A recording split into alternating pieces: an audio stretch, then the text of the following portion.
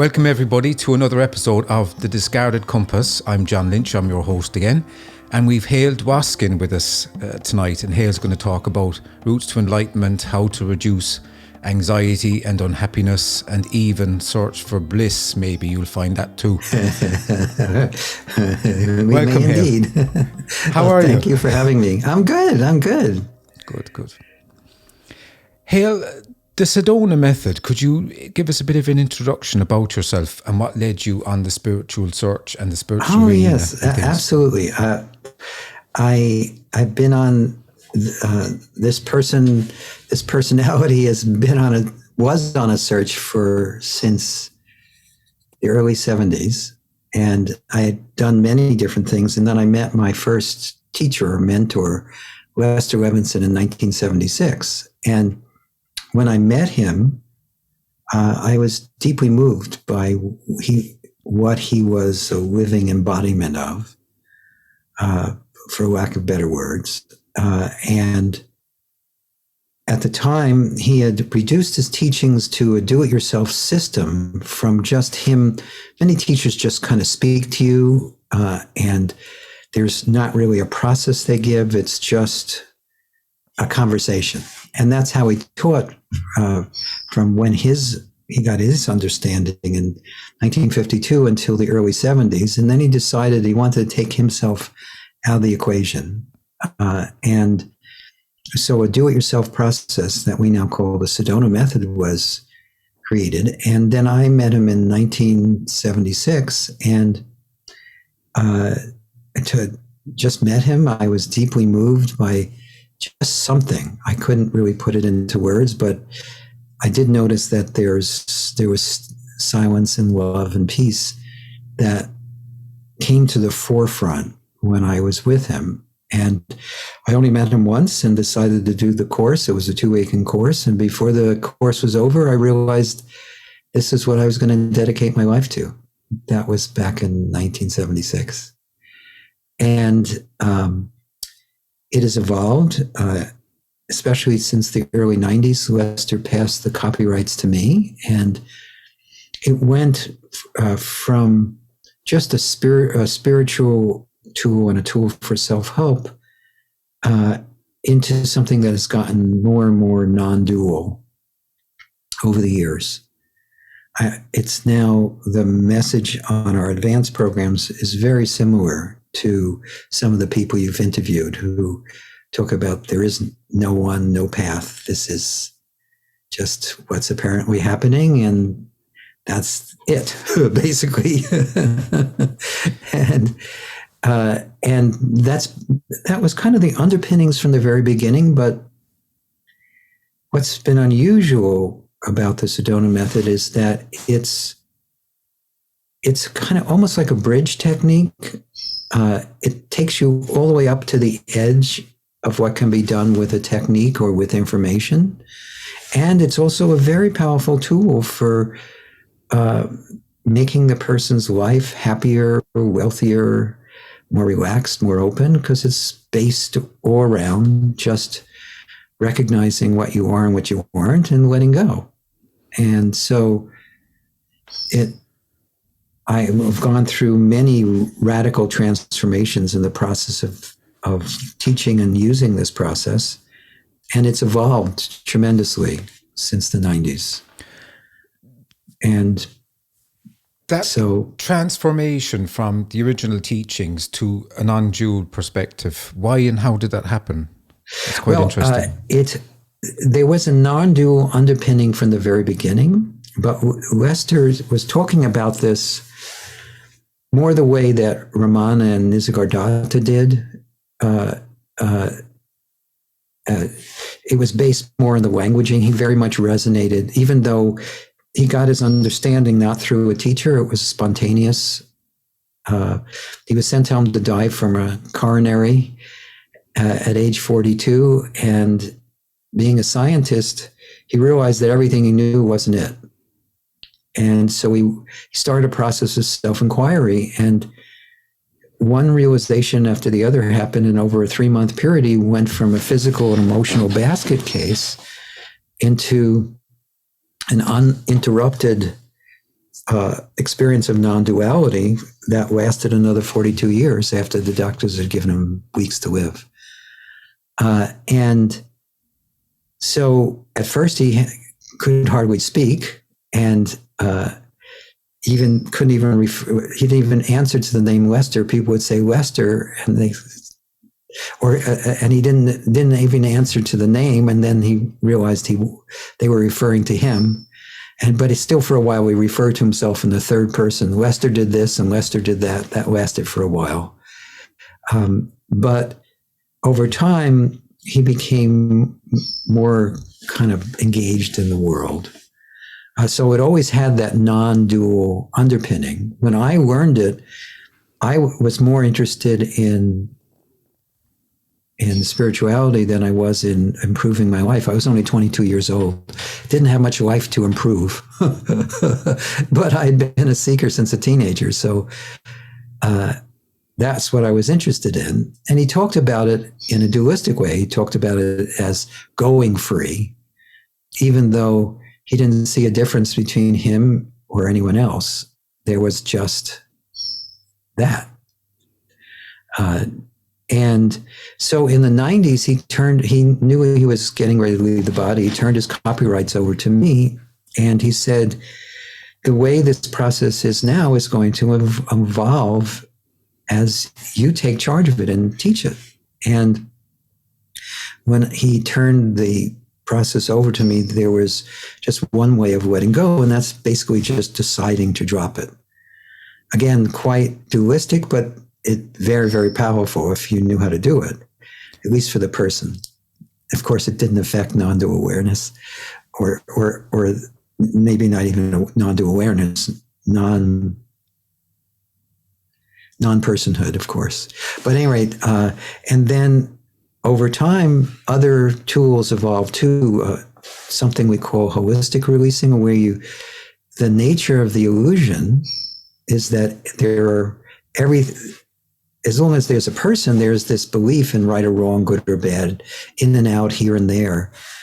But what I discovered as I work with people is if they embrace both, they dissolve each other, and you're left with just nothingness or emptiness.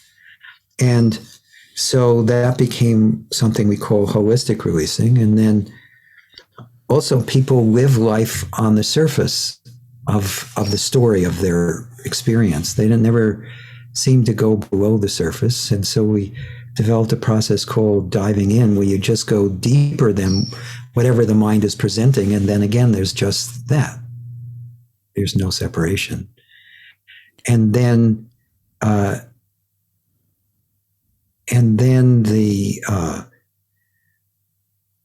let's see. Oh, and I left one out. Oh, well.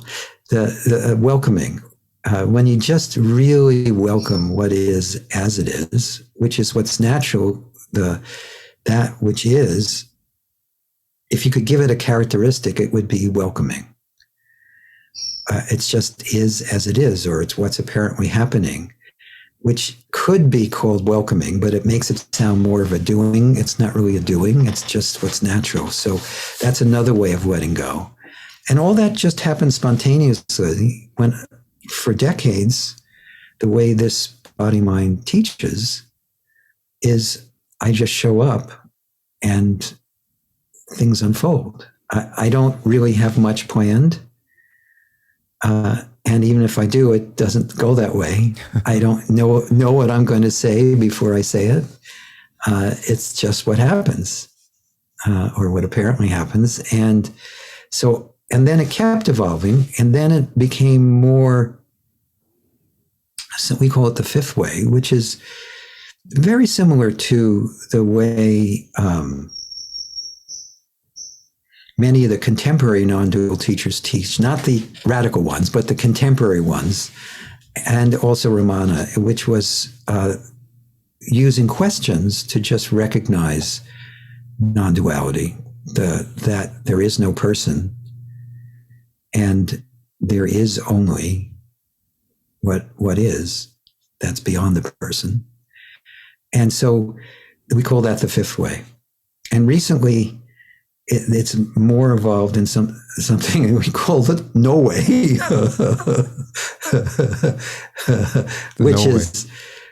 which is no longer a process at all. There's not really a questioning. It's just a discussion of what actually is and isn't, which is both, actually. Things are and aren't at the same time. So, and all that just evolved kind of naturally and spontaneously through this body-mind being in front of a room and talking to people. And we've always done it in the form of courses as opposed to, or retreats, as opposed to satsangs or anything like that, because there's no one here to claim any kind of achievement. And it seemed more in integrity to just treat it that way. Not that there's anything wrong with other way of doing it, but that's just what felt right. There's a lot in what you said. There's a few things that sprang to mind. Yes. It's like, how do you drop the dropper? I mean, how can you use the mind to drop the mind? And you mentioned Ramana as well, and he mentioned, like, it's like you use the thorn to pick out a thorn. Yes. And the stick in the fire, and things like that. You stir the fire up with the stick and the stick gets burnt up. These analogies and these, wonderful, nearly poetic ways of describing things. But there is the paradoxical inquiry I often think about, where you kind of mentioned it. You use both, because the mind will always take a position, I find. Yes. How do you circumvent that mind taking a position? You don't. Honestly, I think you can't, because ultimately you and I don't exist. So if we don't exist, we're not really in control of any of this. It's just what's apparently happening or what's unfolding. There's no locus or center that's in charge.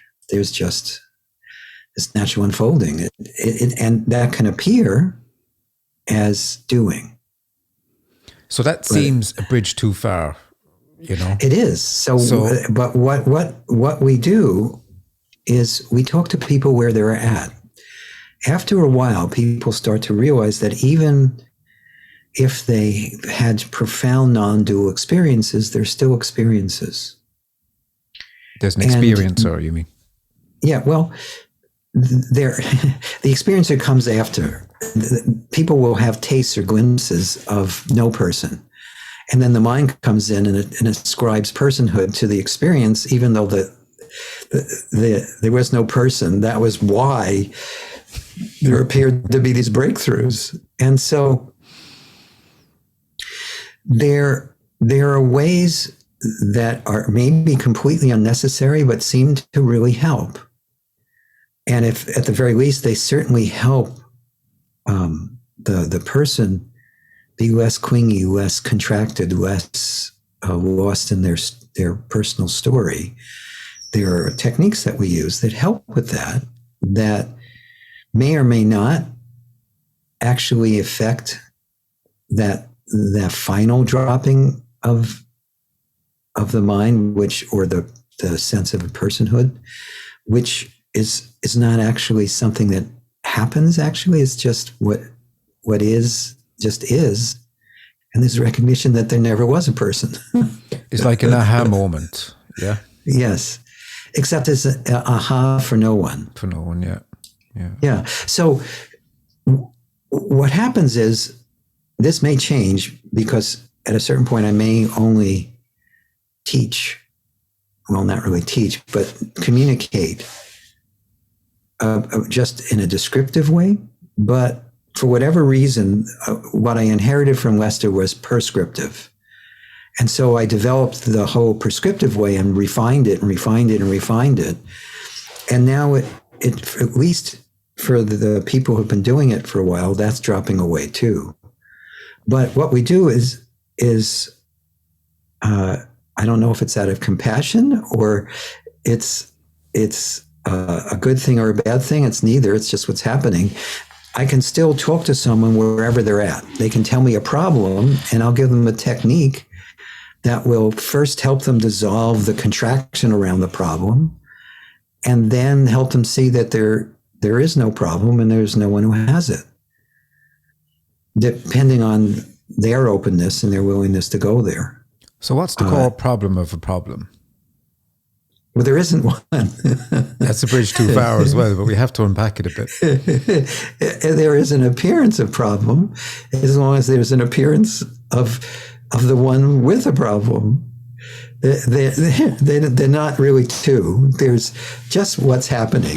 There's the person and its story, and then there's sub-stories about that we often refer to as problems, like how much money I have, or my relationships, or how I am with other people. Those are just sub-problems of something that's not even a problem. It's just this also spontaneous occurrence that happens very young, where there's this contraction that happens, and then there's an apparent person.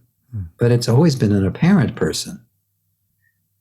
And so you can deal with the apparent person in a way that helps it, if for lack of a better way of describing it, helps the apparent person become more like Swiss cheese, but at the same time feel happier, peaceful, more blissful. All these things that a lot of spiritual paths talks about. A lot of people who use the Sedona Method experience the exact same thing. I like to think years ago, when it was just the progressive path, we used to talk about how just a few moments of using the Sedona Method feels like you meditated for an hour. It was a sales pitch, but it was also accurate. But any of that is still within the story of me. Any technique is still part of the story. Yet that doesn't mean that those techniques might not be appropriate from time to time. And so we embrace both the person as it is and that which is beyond any sense of a person, which doesn't make sense to be able to have the both conversations at the same time, but somehow we manage. Don't really know how that happens, but it does. Most people think it's either one way or the other. You're either on a progressive path until you've let go of enough or accomplished enough or seen enough or understood enough. And then based on all of either the merit accumulated or who knows what the story is, then you can reach a state of enlightenment. And the other perspective is there is already only that. And the person, as it appears, is just an illusion. And it's kind of weird to be able to talk about both with complete comfort, knowing that they're both stories. You see, that reminds me of there's no experiencer. Right. But how can there be experiences without an experiencer? I mean, that means we're not the presence. We're not anything. That means we're eternally not anything. Yes, now well, I don't mean really that in eternally, because I don't mean, but I don't. I was going to finish. I don't mean that in a mental context. Yes, like we have to discern what a mental context is, and I think what an ultimate position could be, if you know what I'm saying. Yes, but ultimately there's not even a position. That's the key, is that there's no subject or object. Both are an appearance. And time is an appearance.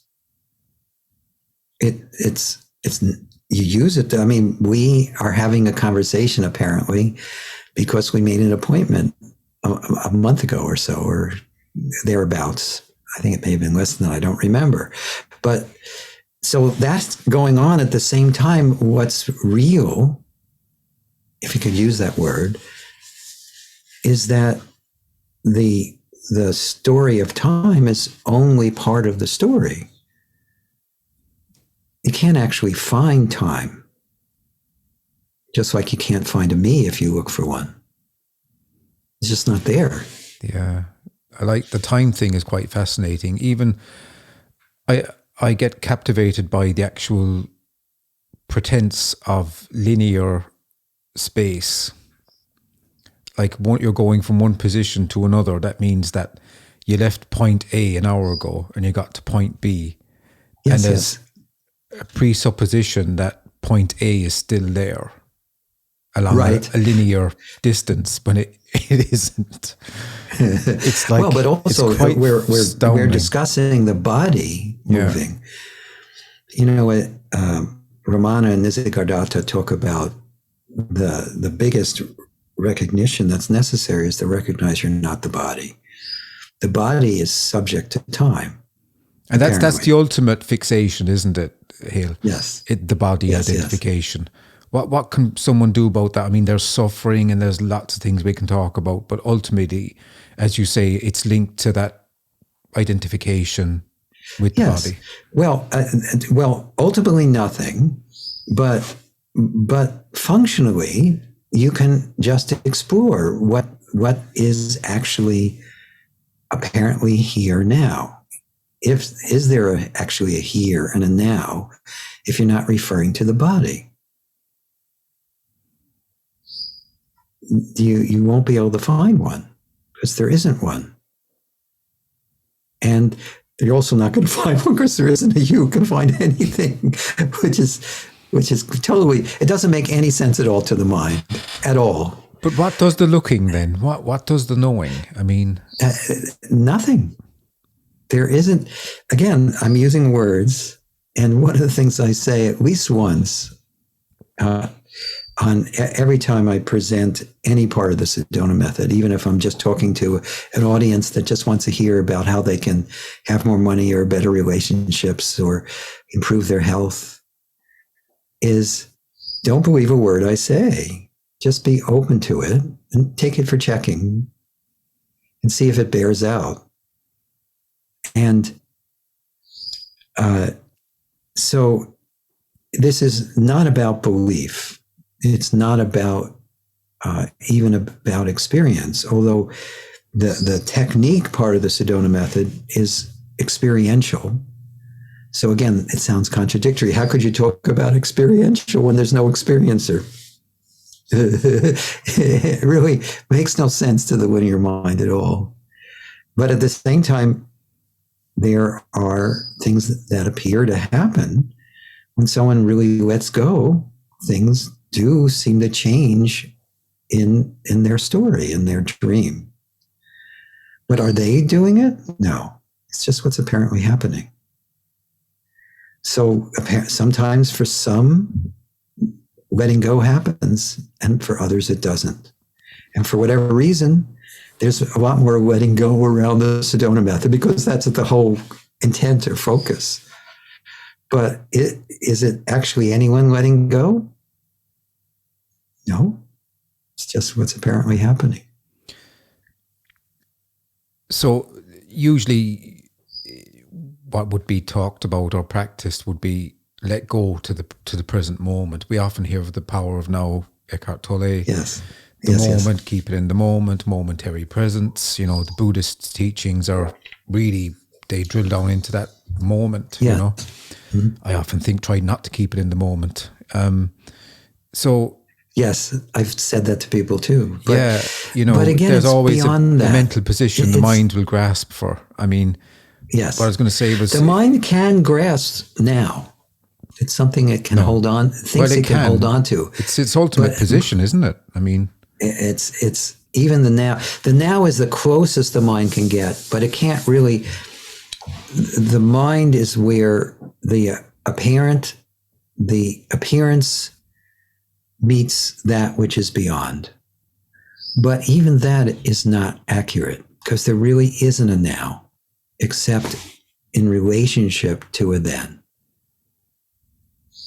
Just like there isn't a belief in except in relationship to doubt. So Can I stop you there? When you said there's there's always a relationship to a previous moment, maybe, right? Or that's quite fascinating. Future. That kind of there was a truth in that. Can you unpack that a bit? Well, time, if you're going to talk about time, even though it's part of just the story of me, even within the story of me, it's obvious that now there wouldn't be even a need to talk about now unless there was a then. So both are polarities on nothing. They're not. Neither is real. So there's something. My own inquiry is kind of saying to me, it's like we place importance onto only one position, the prior or the present. Yeah, but ultimately, prior and present. But ultimately, prior and present don't hold any weight whatsoever. None.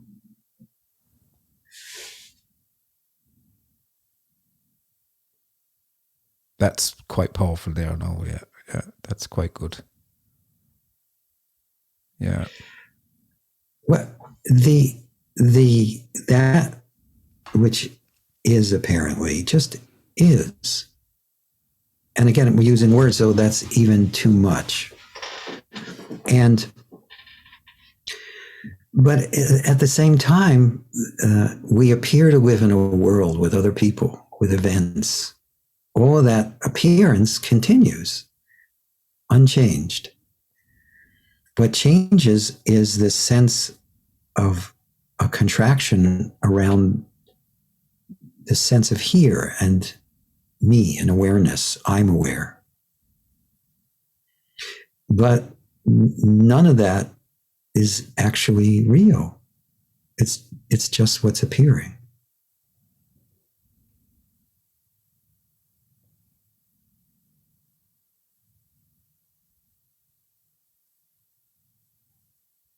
And as you say, time is created by those. Time effectively has to have 2 points. The mind has to survive, it seems, on 2 points. A past and a present, or a present and a future, or some sort of hinging of. Yes. It has to box it up in some sort of contrast. Yes, but it's not even the mind. There is really no mind. There is just thinking. What is the mind? What is it just thinking? Thinking. Thinking makes it so. What doesn't even make it so? Thinking doesn't actually do anything. Because it's the language. It's language, and the language is concepts. It's symbols representing concepts about that which never really was. That's why language falls short when you try to talk about what is. Yeah, and there's a massive clue in the search for people. When just going by what you're just saying, people search for years and years and years. Yes. And I often think, well, if ultimate enlightenment if there was such a thing as ultimate enlightenment, and an ultimate, fantastic, wonderful position to be found, first off, it would have been found a long time ago, and that would be it. But anyway, it would be easily reachable because it would be so profound and so wonderful and so brilliant. Yes, but that's assuming that that is already is not it. Yeah. And this that is already wholeness. And freedom is screaming. You talk about freedom. Freedom is it's a bit like talking about life. You know, the same life in a light bulb is the same life. Electricity is the same life in us. It's all powered by the same life force, I think. Yes, well, but everything is that one energy. One. Again, we're still using words, so these are. That's all we have. Yeah. These are pointers, but everything already is freedom or unconditional love or that one energy, and that includes the seeking and the end of seeking. That includes thoughts and the absence of thoughts. That includes emotion and the absence of emotion. that includes all the apparent contradictions and dualities of life. And it includes that just empty fullness that is beyond all contradiction. Includes everything. It's boundless. And what about attachments, even attachments to loved ones, they can be a heavy attachment on a spiritual search. What does one do about those? Well, we teach lots of techniques for letting go of attachments and aversions. But at the same time, we let people know that they don't have to let go of all their attachments and aversions for what it is to be as it is. What's apparently happening includes attachments and aversions. It's not just the saints and sages who are enlightenment. They're not enlightened, they are enlightenment. So is our politicians and generals and soldiers and criminals, not just saints and sages. And so is every apparent individual, no matter what role they're playing.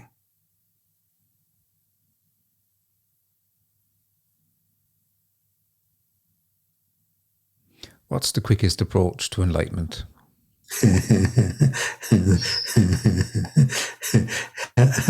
How can you approach what already is?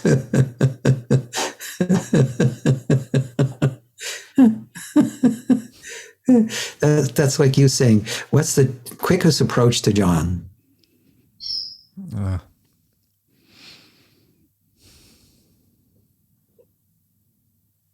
That's it. Yet at the same time, there is apparently things that the person can do. I'm friends with Francis Lucio. I've known him since the early 90s. And he used to say that all techniques are giving the mind something to do so it doesn't chew up your life. And it's like giving a dog a tennis ball to chew on so it doesn't chew up the furniture. And when he first said that, I didn't like it because I was still teaching purely, I had already started transitioning out of pure progressive path type teachings into more non-dual teachings, but I still don't like it because there's still, again, the body of work that the Sedona Method is called the Sedona Method. Method certainly implies there's something to do. It strongly implies that, yeah. Strongly implies that. And so I give people things to do. And at the same time, there's this knowingness that it only helps the apparent person.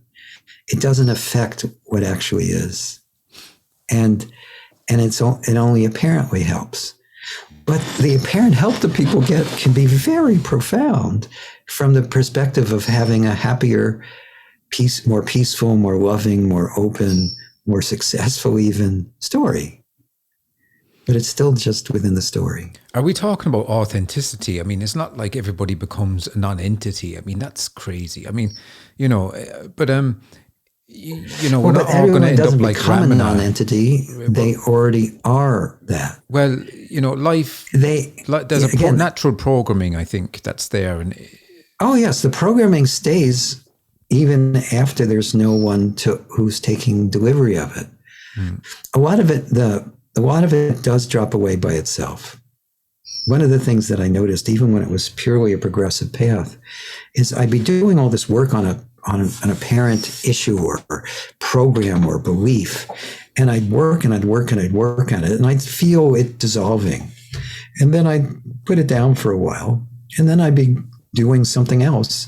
And then all of a sudden, the whole thing would just unhook and disappear. And it was decades ago when there was this recognition that, did I let that go? Or did it never really exist? So it doesn't really make sense to the mind. None of it does. Even the most progressive paths don't make sense to the mind. The mind thinks that its problems are real. The person is real. You're real. I'm real. Suffering is real. And the only way to deal with it is from the outside in. Well, it's a bit like when if we're having a nightmare. I mean, we can't decide that the nightmare isn't real. It's real because, and then we wake up, we go, God, I believe that nightmare again, or that dream, or whatever it is. I mean, in deep sleep, there's nobody there. The ego falls away for everybody. That's why we love deep sleep. I mean, yeah, we know that. In the spiritual circles, it's kind of common knowledge. But, what I'm saying is, really, there's nothing that can be done, is there? Not about what actually is, no. But not because you can't do anything about it. It's because there's no one to do anything about it. But it's a bit like saying there's dreaming happening. Yes. It's exactly like saying there's dreaming happening. And there's night dreaming happening and waking dreaming happening and interruptions that we call sleep, deep sleep. Or breaks. Yet there's those interruptions happen during the day too. If everyone listening to this, a good part of the day, that apparent person isn't there. And it's different. Depending on the programming, it's different. Mm-hmm. Some people lose themselves in their work. Some people lose themselves in a sunset or in a piece of art or playing music or singing or dancing or watching, or even entertainment, watching a movie, listening to music, not even playing it. That's ultimately, we're seeking in everything we do, we're seeking happiness, but happiness is just the absence of an apparent separate individual. Is happiness the absence of suffering, or does one need the other? Well, depending on how you define happiness, the way most people define happiness is just the gaps between suffering. That's how most people experience it.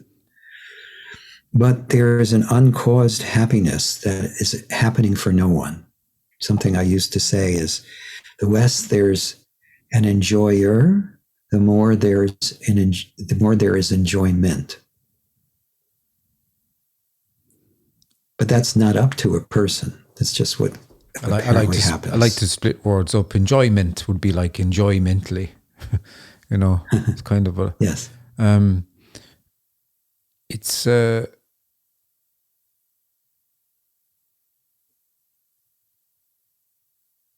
Are there levels to this, or is it just an aha moment, would you think? Well, I don't even know if it's an aha moment. It's just everything, actually, even right now, is happening spontaneously. We only think it's a series of events leading one to the other. And so we assume that on the path, it's a series of events, one leading to the other. Or leaning, yes, but also leading to the other. But is that actually what's happening? I'm not sure it is. At the same time, the Buddhists, and we'll talk about something called enlightenment. They'd say that enlightenment, they speak about it as though it's an event, and they say enlightenment is an accident, and all any practice can do is make you more accident prone. I like that. But is that the truth? I don't know. It's a saying. I was thinking that before. I don't think of much to say before the actual interviews, but a lot that's coming up for me is like the discernment between grace and will. And is there a difference between the two ultimately anyway? Well, but neither is true. Neither is true. Yeah. On one level, everything is grace. There is only that. And will can exist without someone to will. It can exist without an ego, free will.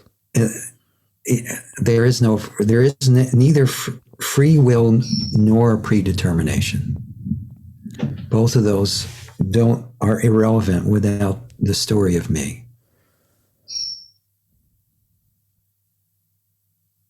But that implies that with the story to me there's predetermination, but there isn't, is what you're saying. Yeah. So there isn't. What do you mean? Well, within the story, there is this belief that you have to figure out whether it's free will or predetermined. That's what I'm asking. Both are not real. They're just imagined. They're part of a story.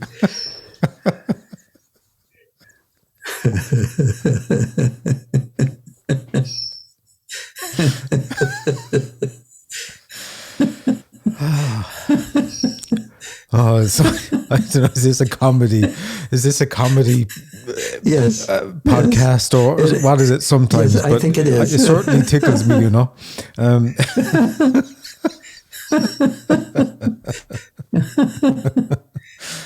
I laugh at the mind's inadequacies, so mine anyway. Well, everyone's. How can just a series of thoughts that don't even belong to you actually control anything or figure anything out? They're just thoughts arising, and feelings arising, belonging to no one. Feelings. I mean, there's a lot of feeling junkies out there. I mean, they're probably listening to this wondering, how do I disassociate myself from all these terrible feelings? Well, but again, there are certainly techniques you can do. We teach them. Come on and tell us one of your techniques, because you're very slow in telling us some of your techniques. What's that? You're a bit slow on revealing some of your techniques. Give us one anyway. If you want me to do a technique, I'd be happy to do a technique. We've been just talking about stuff as opposed to... How about suffering, Hale? Suffering. Yes. If you could drill down into suffering for us with a technique, I'd appreciate that. Well, suffering is a general category that a technique really doesn't work for, except maybe the only technique there could be, in this moment, can you actually find anyone who's suffering?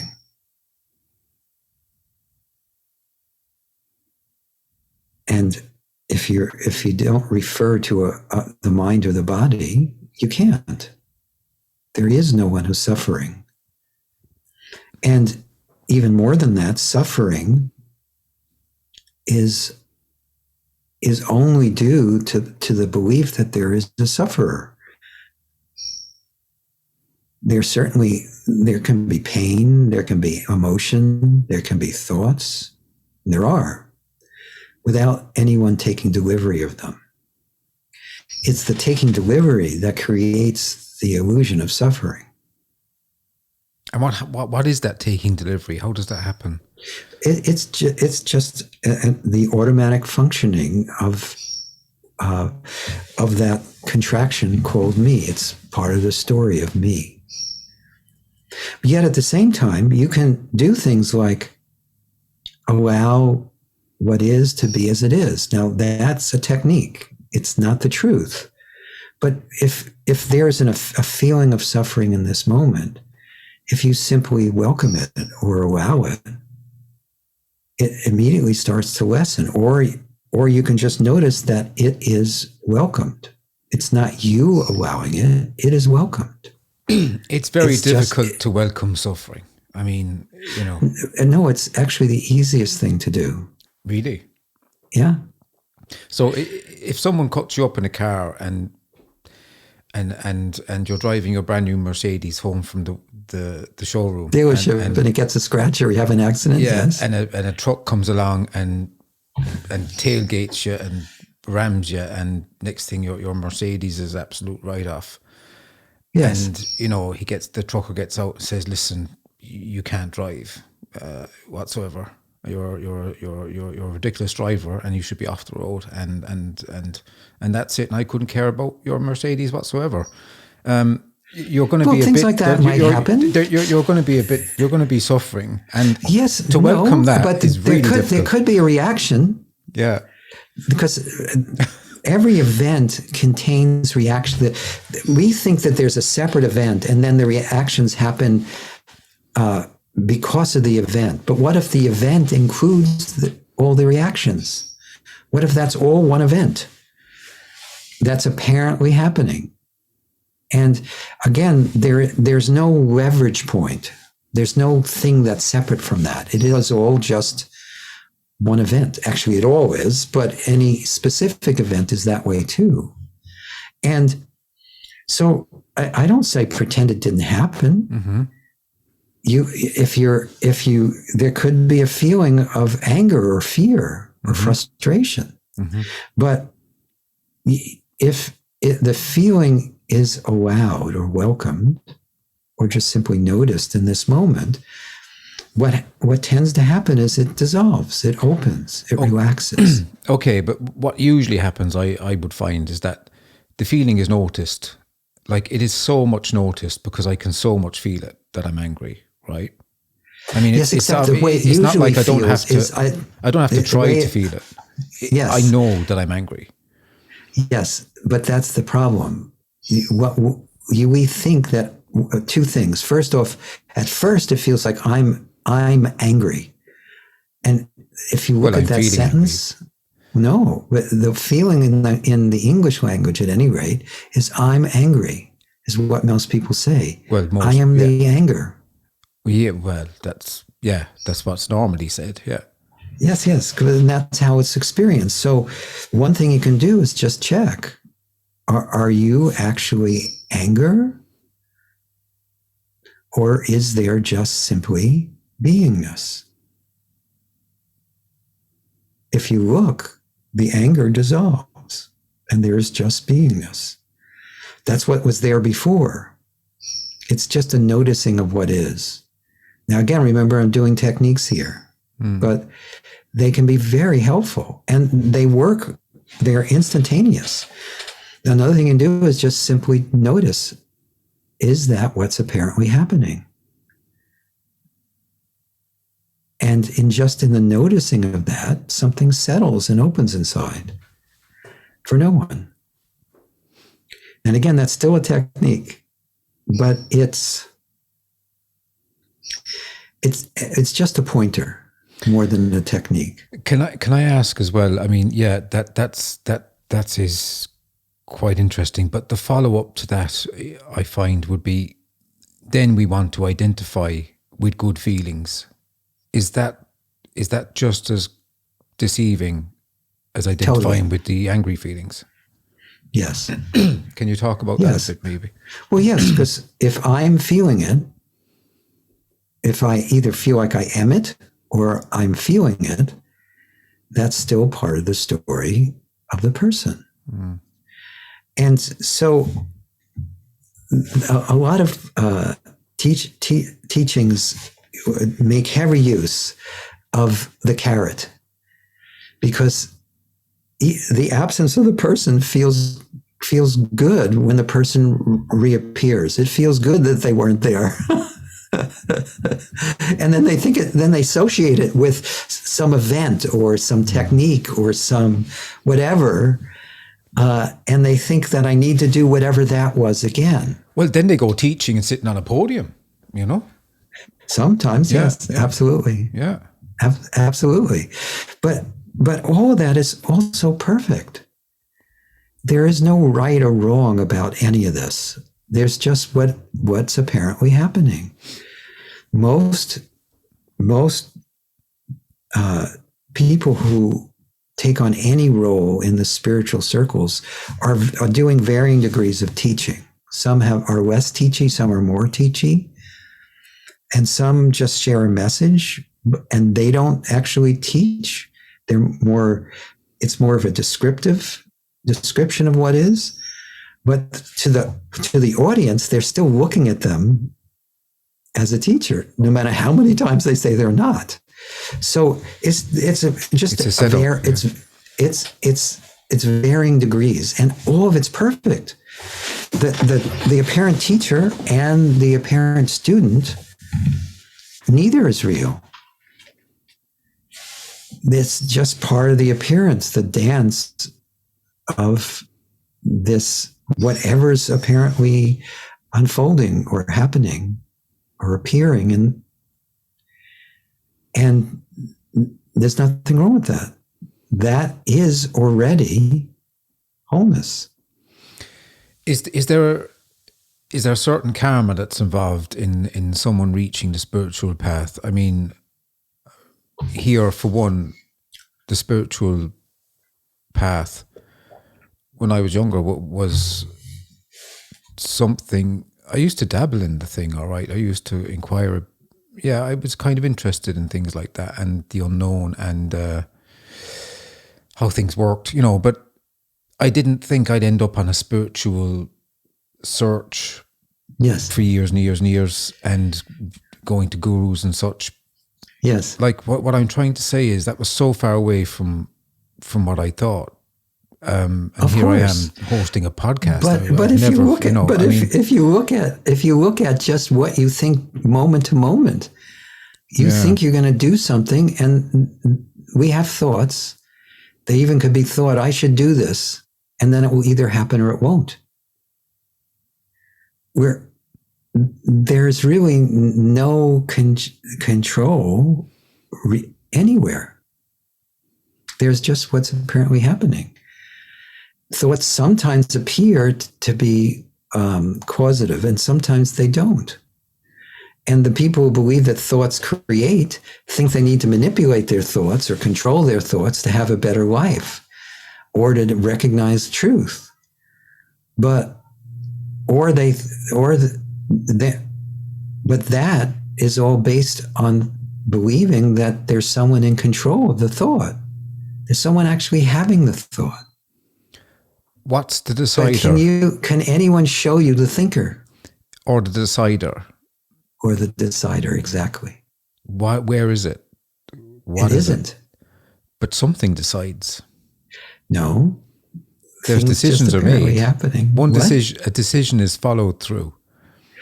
Well, some are and some aren't. So, and the ones that aren't are also decisions, by the way. Oh, yes, there's apparently a decider, but that's only an appearance. I mean, even little things like preferring chocolate over vanilla. Is it really you preferring chocolate or vanilla, or did you grow up in an environment? Well, I decided that I don't like vanilla, and I decided I like chocolate. So yes, but did you really do that, or did you just respond? This is all in the story, so it isn't any of this true. Yeah. But I'm just tearing this apart a little bit. Go on. Did you just grow up with parents who either loved chocolate or hated them? If you happen to be the type of persona that tried to mimic your parents, then they love chocolate, you love chocolate. If you're the type of persona that appears to rebel against authority, then you decided you like vanilla. But did any of that happen? Was any of that in your control? Most of that happens very young. No, it's just what apparently happens. Yeah, the control for no one. It's a bit of a bogeyman, isn't it? Like a boogeyman. A boogeyman, yeah, like an apparent me. It's like the me is some sort of an illusion. Yes, it's an illusion or a felt sense of contraction, or it's a story. There are ways, but it isn't. It just appears to be. That's the trick. Like this appearance of the me. Like, I mean, what a tricky so and so of a thing that doesn't exist. I mean, it's a terrible affliction that doesn't exist. But I mean, it's really, the ultimate in this trap. Moment, are you? But Hale, it's the ultimate trap. It's the ultimate trap, isn't it? Wait, but pause for a second. In this moment, yeah, and even though there is no moment, but we're using language. Is there actually an ego you can find if you really look? No, but if you look, what actually is? Now, when I say no, I can't be sure about the knowing, the saying no. There's a certain, I can't be sure yes, in replying absolutely. There's no. Doubt. There's like when I say no to you, it's like I feel like I'm lying when I say no. Well, because you can remember the belief in it. But I'm talking about direct experience. Look at, instead of thinking about it, in this moment, just look at direct experience. Now, again, even that is cheating. We're doing a technique, but it's still helpful to know one, actually. But let's put that aside for now. Just look at your direct experience, or just look at direct experience. There may be sensations, pictures and sounds. There may be thoughts and memories. But are they actually hooked to anything?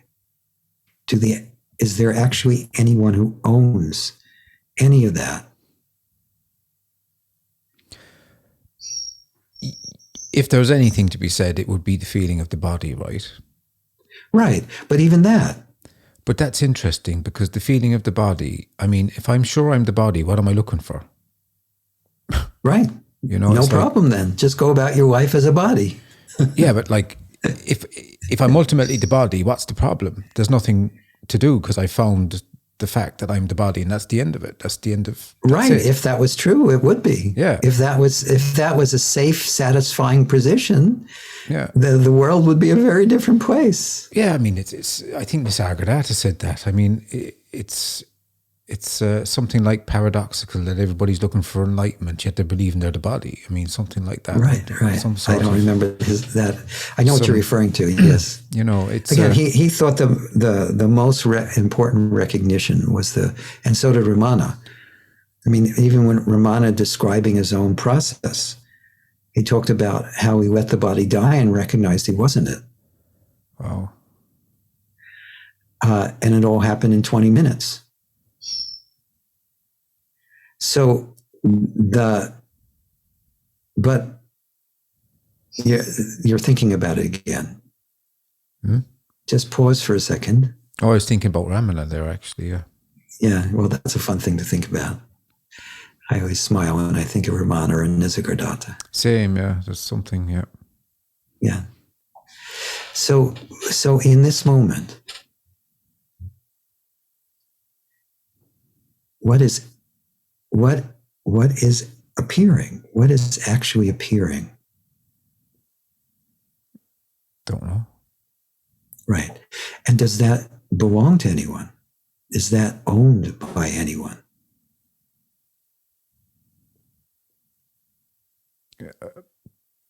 A response. The response isn't anything meaningful. Right. But so when you focus on this, what happens is the mind really can't process it. No. So it takes a temporary vacation. And maybe that what I've seen happen for people doing that is all sorts of tendencies and desires and problems seem to fall away just from that. Mm-hmm.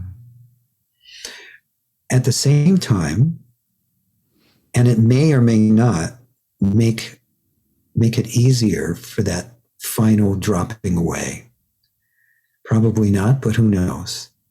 But what it does do is, within the experience of a person, it changes the whole nature of that experience. And at the same time, that is part of the story of me. It's not actually happening. It's just what's apparently happening. But after you pause like that, the mind doesn't even care about that. It's just, okay. It doesn't necessarily understand it, but it doesn't need to. Like just for a split second there was just headphoning happening. Would you believe right, exactly. Which was quite astounding. Yes. Because usually there's linking in the body, and well, I can sit down and I can sit down myself. It's fine. I love it. But it was there was just an awareness of the headphones, nothing else. Nothing else, exactly. And that's always what's happening. And it hides in the story that we're making, where the way the body mind is, or the appearance of the person is wired, is there's a constant narration. There's a constant putting it into context. Yeah. And that can fall away in pieces, but eventually it just stops. And maybe the falling away in pieces is related to it just stopping, or maybe not. But either way, it's fun to have it fall away in pieces.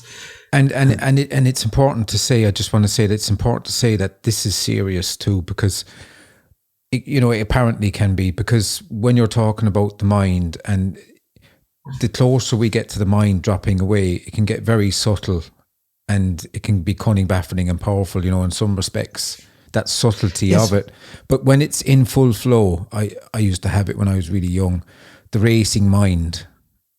When there was full identification, there would be racing mind constantly, and it could not be turned off. So it can be a real, apparent, real thing in a way for people. Yes, but isn't that just a story?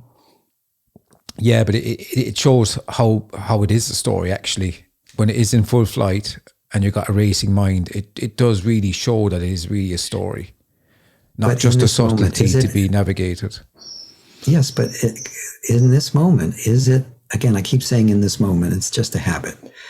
There is no moment. But if you look, even after everything you just said, is any of that real? No, but apparently there can be, there's probably people listening to this that have a racing mind and they understand what I'm talking about. Yeah, no. I'm not denying that racing minds happen. But check, is it happening for someone? Even that memory of the past, does it actually belong to anyone?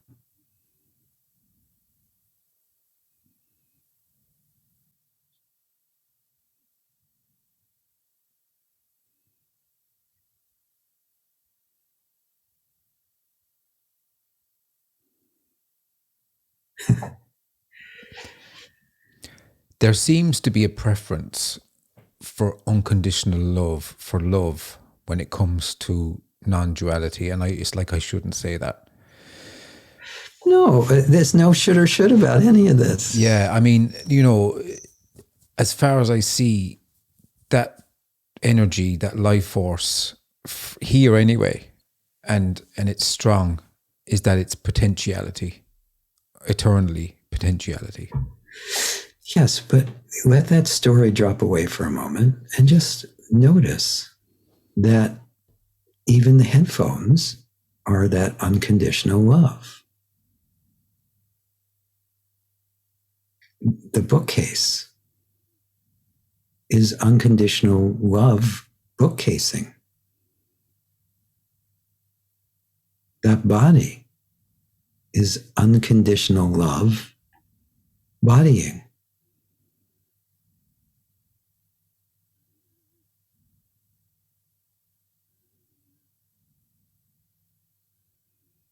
And it's effortless, and it's like yes, a potential. Absolutely. It's for ultimate freedom appearing already. It's quite something, already is that, yes. And people look for freedom, and it's, as soon as they go looking for freedom, they're jailing themselves, aren't they? Well, not really, but that's what appears to happen. They appear to be in a jail. The only thing they haven't noticed is there's only two walls. Two walls. Yeah, me and mine. Me and mine. There's okay. the rest of the jail has no walls. And do they know they're in jail? That's the thing. Well, they imagine they are.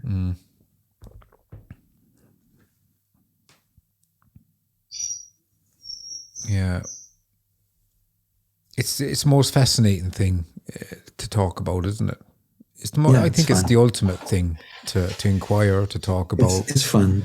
Yeah, but it's not. It's not serious. One of the things that I noticed over the years of talking about this, the more, the less there's this sense of a person And the more there's this, again, it sounds very dualistic, but I'm going to say it anyway, the more there's just laughter, spontaneous laughter for no reason. Why is that? I don't know. Just what is.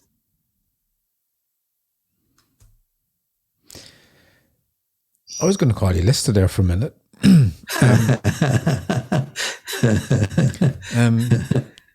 Hale, it's been quite interesting talking to you, and it's a different perspective. I wasn't so aware of the fact that your Sedona Method is kind of going into the non-dual arena. You know, yes. It's quite interesting. Yes. That is, yeah.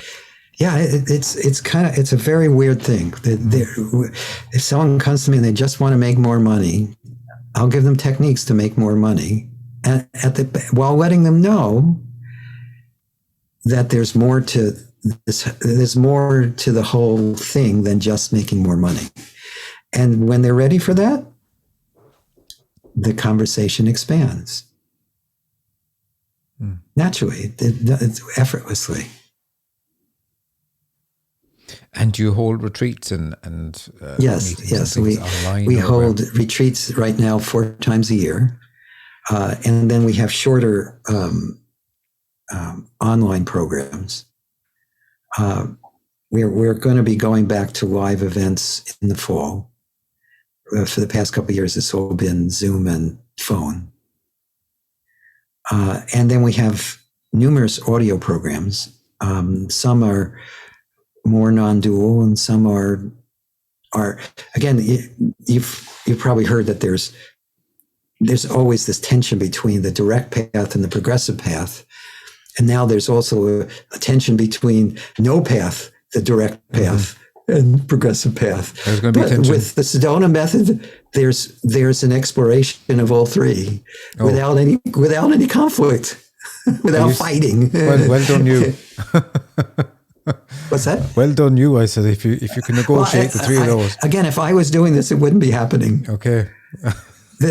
Even when this body mind was just teaching the progressive path, the only way I could teach it is for Hale to disappear, for speaking to happen. There was just speaking happening, and it came out in that particular way.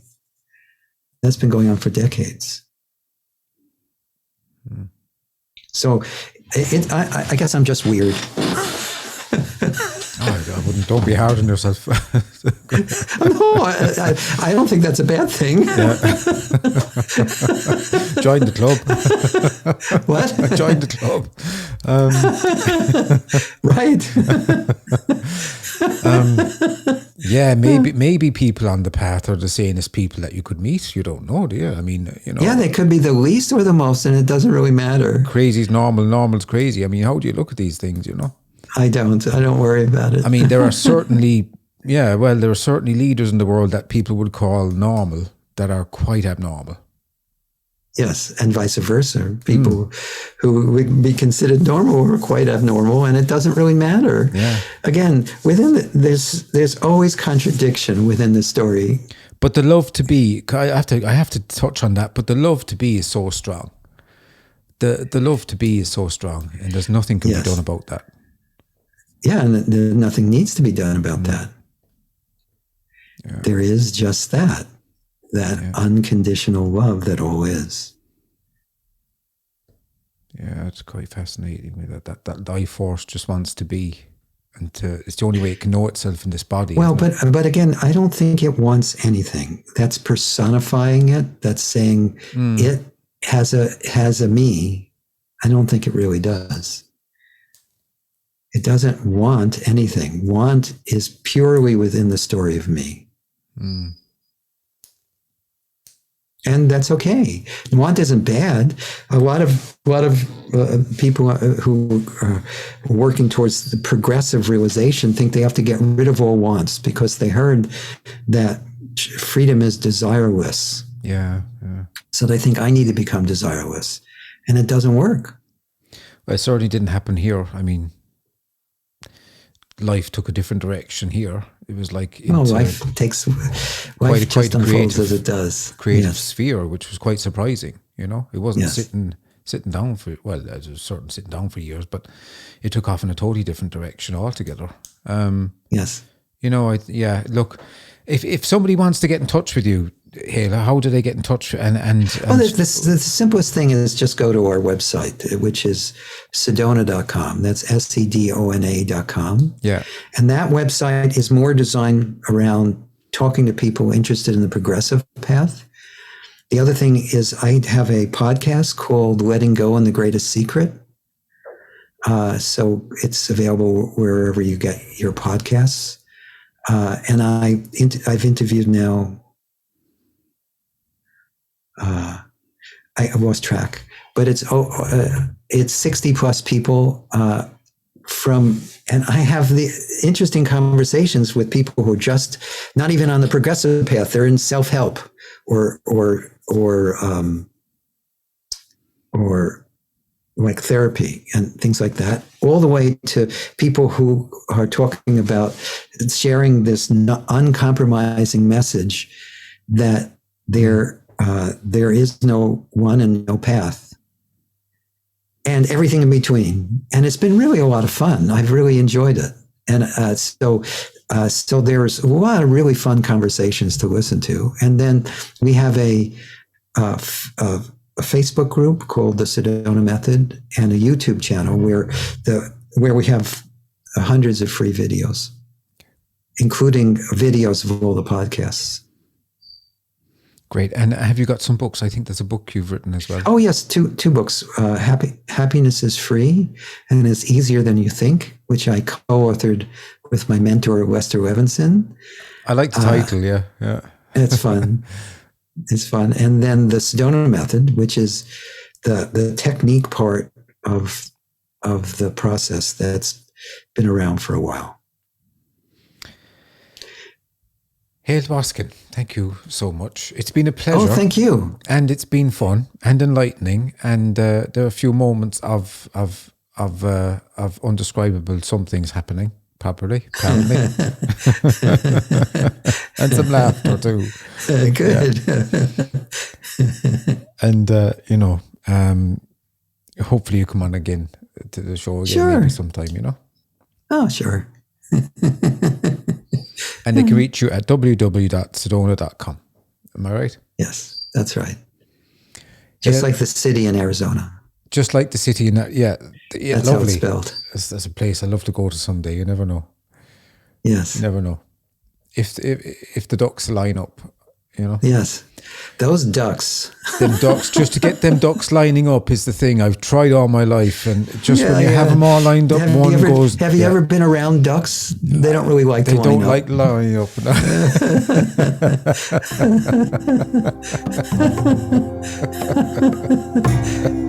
Well, I'll have to waddle on out of here anyway. That sounds good. Thanks again, and take care. Thank you. You too.